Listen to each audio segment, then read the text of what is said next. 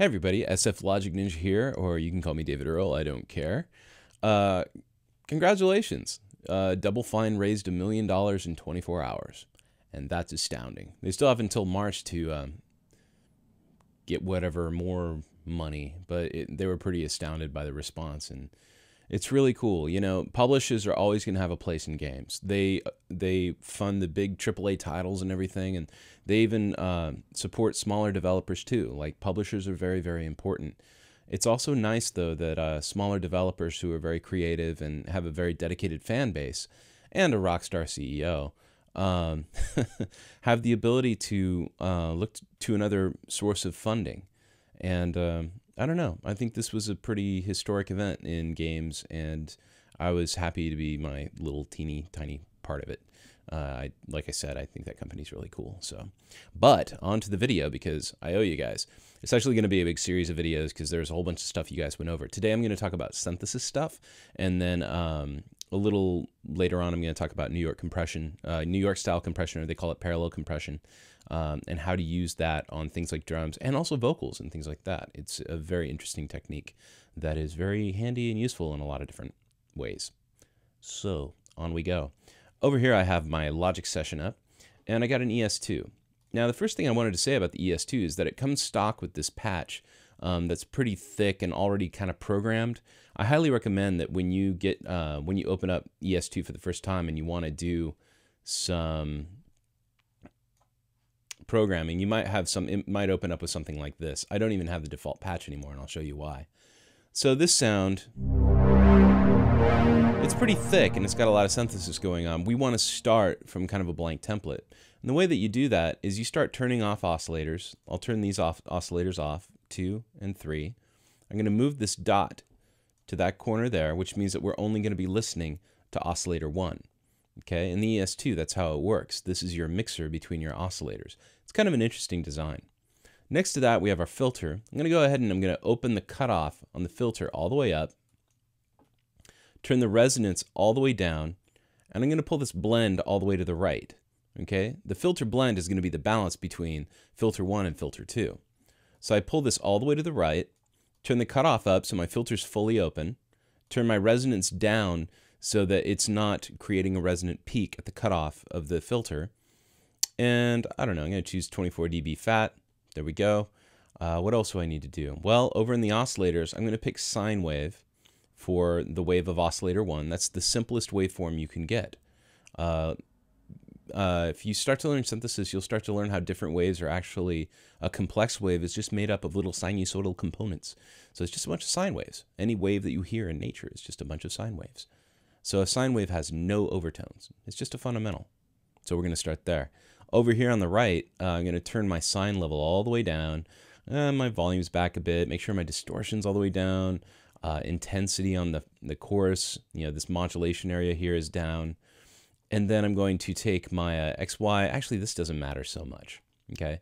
But the router down below, this is kind of important. You want to make sure that this is pretty much set to off. One way that you can do it fairly quickly is just click on these little dots.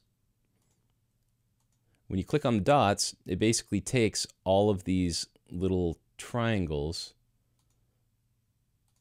which are your settings, to 0. So this means that all the settings in the routers actually have no effect, because when these are in the center, that means that they're not positively or negatively affecting any parameter in the synth, okay? So that's pretty good. So I'm going to have a listen to it. Still some stuff going on. I'm going to come down below, and I'm going to make sure that, yeah, those are all cool. I'm going to look up here and see what's going on. Maybe polyphony is 16. That's good. Unison. Okay, what that's doing is it's actually doubling the signal and then slightly detuning one side. So I'll turn that off. That starts to sound more like just a stock patch that we can use. I'll turn my attack on this envelope 3 down. Starts to sound a little more raw, a little less programmed. And I'll turn my release down a bit. Good, that's a pretty good stock patch. So how do we save this as a default so that when I open up the ES2, it's only this? Well, you need to go up here, you need to do a save as, save setting as, and you'll save the setting as default. Okay, when you save it as default, and we're not going to do it under atmospheres, it's going to be under ES2. See, there's this file called default.pst. I'm going to click on that, and that makes it a default patch. When you do that, then every time you open the ES2, it'll automatically open to this blank patch, which I find very handy. I'm going to cancel for now, and I'm going to go ahead and test my default patch by clicking and holding here and going to default, and this is what I normally have come up. It's just a sine wave. Now my filter's all the way down. If I pull that up, I actually have a square wave over an oscillator 1. Square waves are really handy. They're more complex than sine waves. And so I'm going to kind of start with that in my sine level.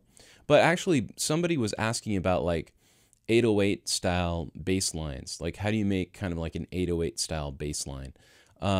Here's how you do it. You just turn off, or you turn oscillator 1 to a sine wave. Okay, so that immediately we start off with a sound that's just a sine wave.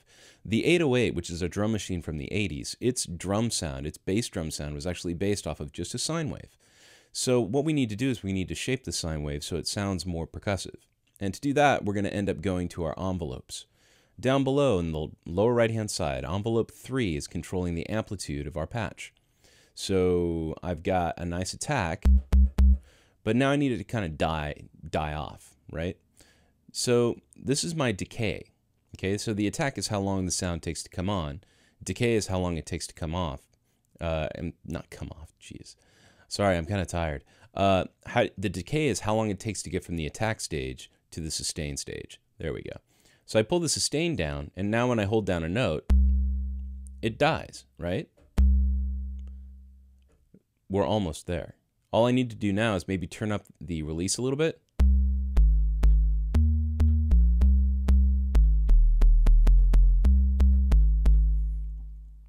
Cool. Now, if you want to add a little extra support, we can add in oscillator 2. I'm going to turn on oscillator 2. I'm going to pull this little dot between these two oscillators. That's mixing those two oscillators together.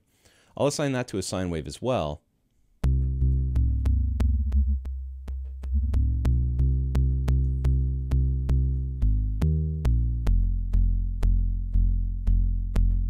I have a little drive going into my filter. There we go.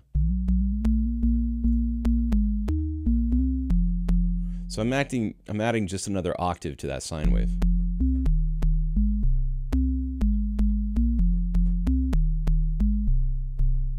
And then if we add a little drive, a little distortion, what it's doing is it's actually going to add harmonics on top of what we have.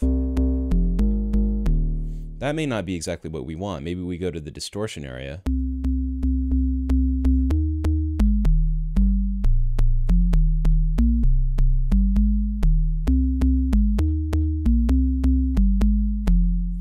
So that's pretty good. But we might also want to add one other wave for a little bit of richness, maybe like a pulse wave.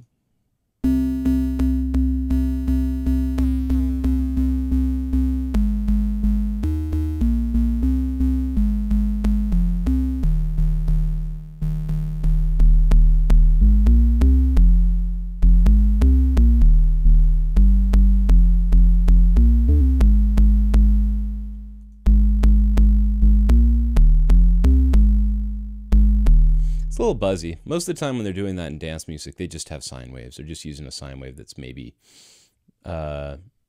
slightly distorted or something like that to give it a little bit of a harmonic texture.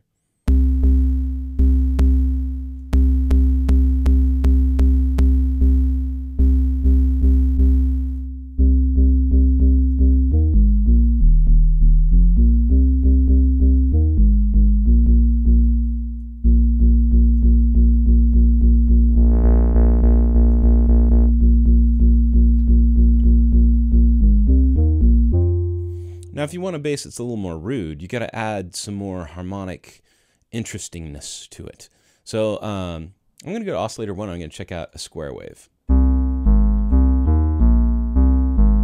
And then on oscillator 2, I'm going to choose this synced square wave.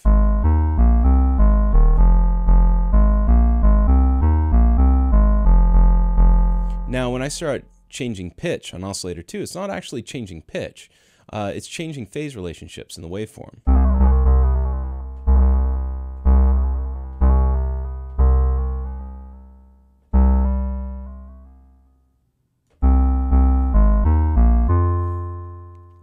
So the way that hard sync works, okay, because we're hard syncing these two square waves. So this square wave may be at a different frequency, but the upper oscillator up here is going to be automatically starting the period of this oscillator.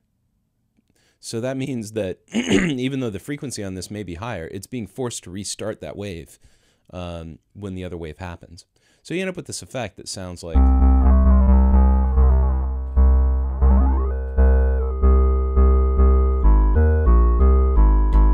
So we're starting to add some cool harmonic content in there. And then we'll add in this oscillator.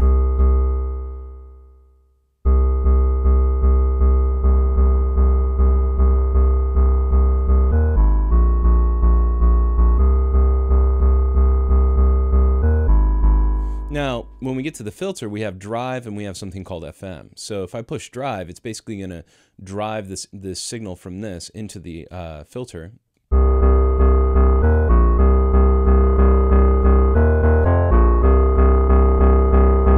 And then FM is actually creating a frequency modulation between filters. If I start messing with this cutoff, start to hear some weird effects happen.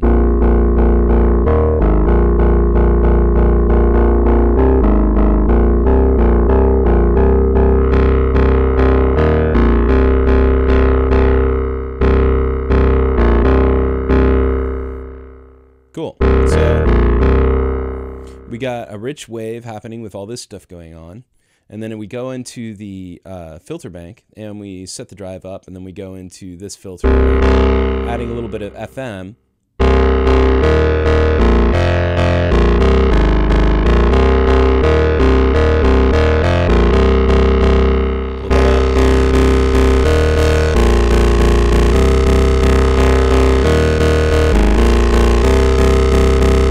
And we can get some weird effects since the FM is happening at the filter level. I'm going to try a little something. I'm going to go to cutoff 2. I'm going to turn the influence of mod wheel on cutoff 2. And basically, as I turn the mod wheel up, it's adding FM. So I'll turn this cutoff down.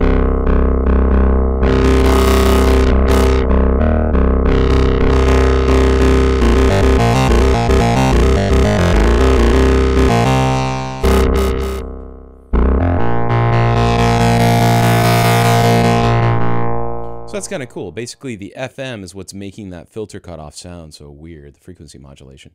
And then I'm adding a little bit of extra. So basically, this cutoff is being moved up and down according to my mod wheel. So that's pretty cool. Now, what a lot of people like to do are wobbles and things like that. Usually wobbles have to do with the cutoff. You know, when you're talking about dubstep and things like that. If you want to start applying that type of modulation, what you do is you look at your cutoff here. I already assigned cutoff 2 with the source of my mod wheel, right?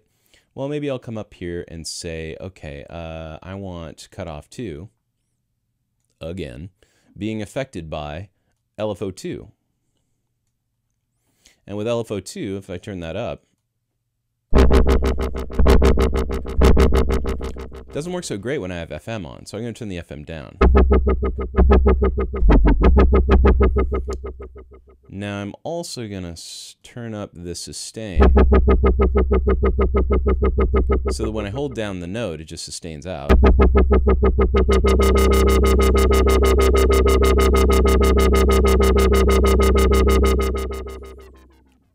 And I'm turning my oscillator pitches down a little bit, just to make it a little meaner.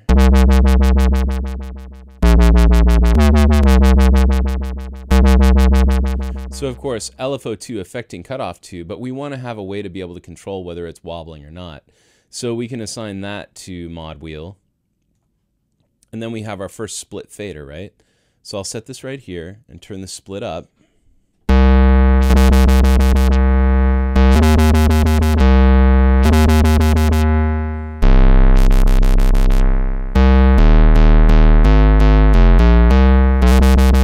That's a bit much. I'd probably turn this down a little bit.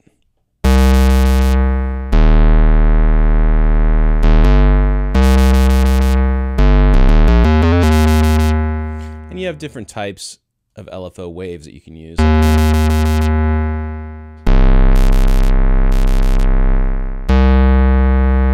that drive back a little bit. I'm going to start messing around with these waves.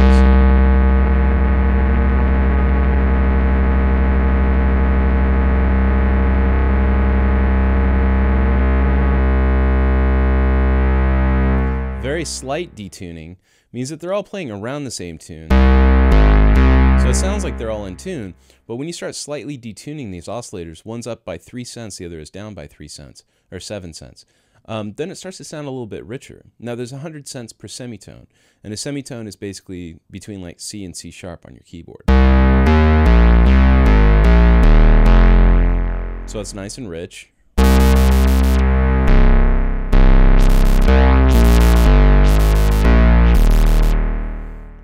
And you might choose to use something different to trigger that wobble. The mod wheel's a little slow. You can hear it kind of ramp into the LFO being on or off. You would probably want to do something like in the piano roll editor or something like that, so you have a little bit more control. Now we can also start adding our filters together. So if I start blending this over, and this filter has something different going on, so maybe a high pass filter.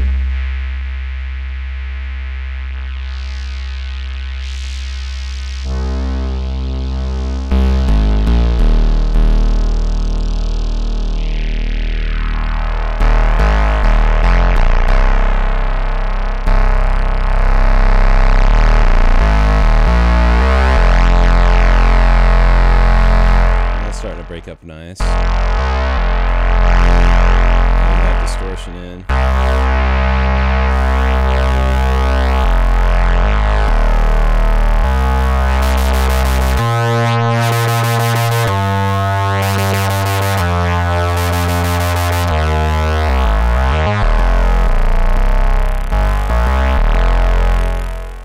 That's pretty cool. Another little setting that I like to use sometimes is the oscillator level scale, and I'm going to assign that to, where's max? There's max.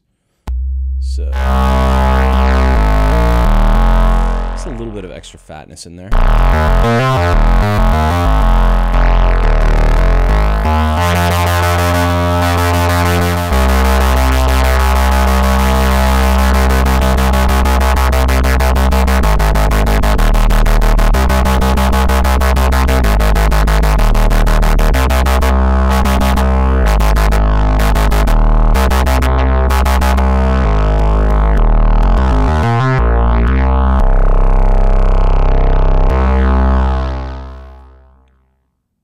That's all right. But experimenting around with just those settings, like when you get into like FM causes some weird stuff to happen. And adjusting your cutoff, that's really good too. Now another thing that I like to do, can't really even remember if I went over this before, but white noise is one of my favorite things in the world. And one of the easiest synths to use for white noise, for transitions and things like that, is the ESP. So I'm going to go to the ESP real quick. You know, I have 125 videos. If I went over this already, I'm sorry, but I'm going to go over it again. Okay, that said, so here's our ESP, right? The ESP has a noise generator, a dedicated noise generator. Well, doesn't sound like a whole lot, right? But check it out. I'm going to switch this little button to 0. I'm going to go to the frequency and turn that all the way up. Sounds like white noise, right? It's not so pretty. But white noise is tremendously useful. Check it out. I'm going to turn the resonance all the way up on the filter. And I'm going to turn the frequency of the cutoff all the way down.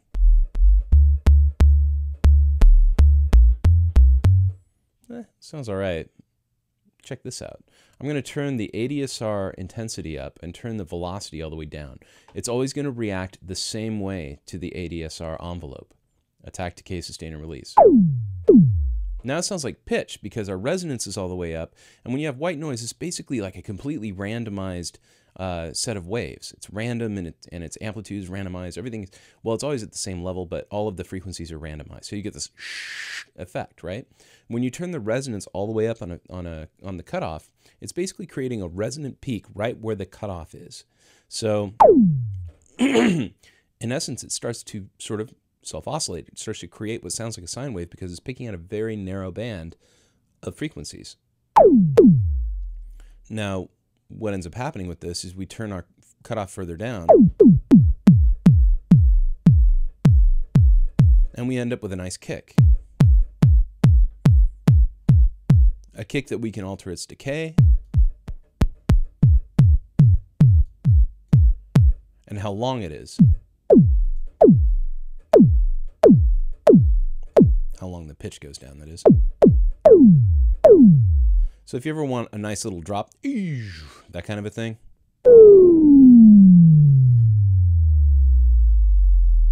it's just going to keep going.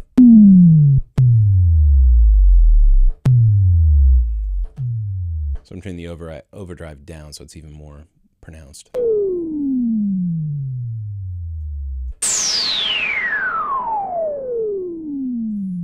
That's kind of fun for transition sounds and things like that.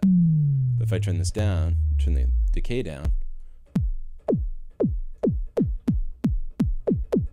that's like my kick, right?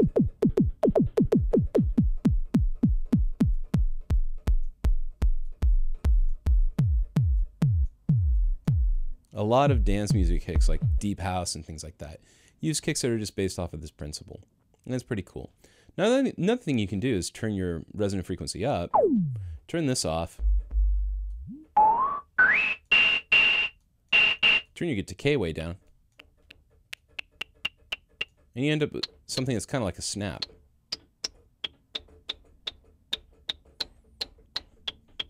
And it's following the pitch of the keyboard, which is pretty cool. And this is kind of like if you want that sonar effect, you can use it as an instrument too.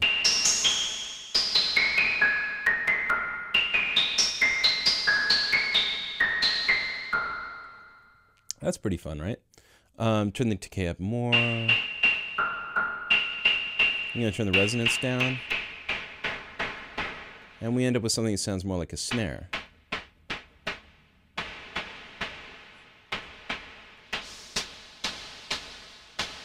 And what's fun about this is if I hold it down, it actually dies quickly.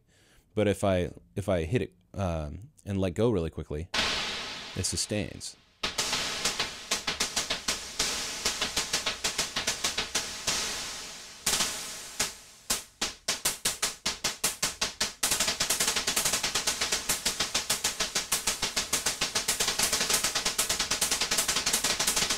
Anyway, I love white noise. White noise is really, really fun. The higher you put the resonant frequency, the more it sounds like a hi-hat.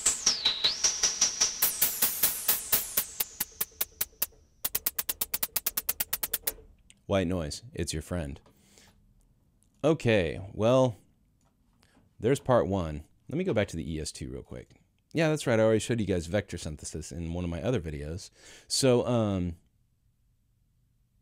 yeah, that's it for now. All right, guys. Take care. Thanks a lot again for supporting the whole Double Fine thing. And it's really inspiring to actually see that people are willing to give. So that's it. Thank you very much. That's our first cartoon. More to come. I just got other work I got to do.